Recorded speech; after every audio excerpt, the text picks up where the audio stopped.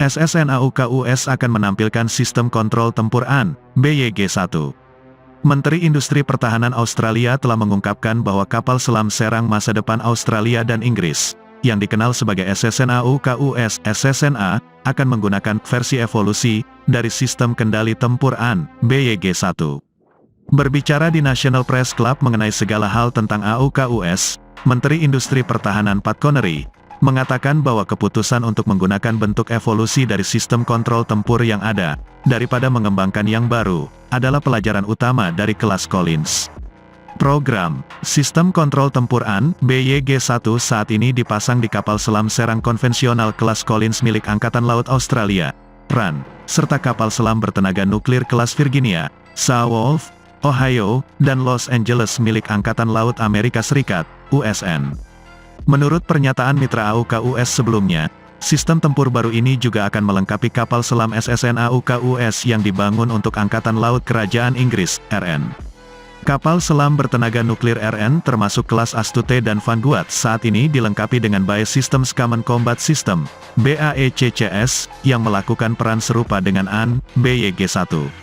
Logikanya, kemungkinan besar sistem baru ini akan pertama kali digunakan di kapal selam rudal balistik kelas Dreadnought, SSBN, milik RN saat mulai beroperasi pada awal hingga pertengahan tahun 2030-an. Meskipun kedua sistem memiliki kemampuan serupa yang tidak terklasifikasi dalam hal pengendalian senjata, fusi sensor, navigasi dan pembuatan gambar taktis, hanya sistem kontrol tempur AN, BYG-1 yang telah terintegrasi dengan amunisi yang diluncurkan secara vertikal.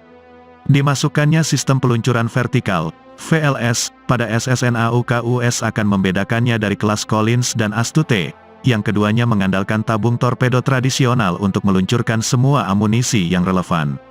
Australia mengumumkan kontrak SSN-AUKUS pertama beberapa hari setelah kemunculannya di klub pers nasional. Menteri Conroy juga mengumumkan bahwa kapal SSN-AUKUS Australia akan dibuat menggunakan baja Australia. Baja tersebut, yang dipasok oleh perusahaan Australia BlueScope Steel dan diolah oleh Bissell Loystoels akan memenuhi atau melampaui standar lambung kapal selam Inggris dan AS.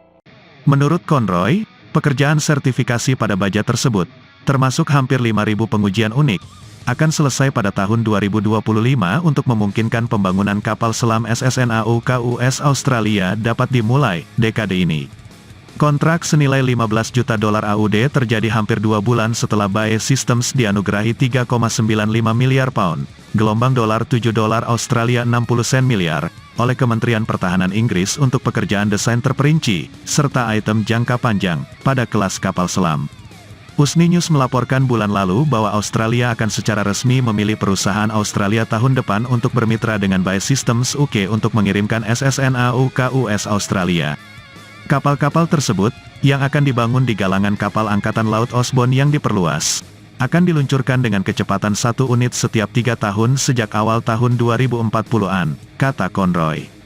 Menurut Conroy, dengan jadwal saat ini berarti, pada saat kapal Australia pertama memasuki perairan, jika tidak 2 kapal selam RN juga akan melakukannya.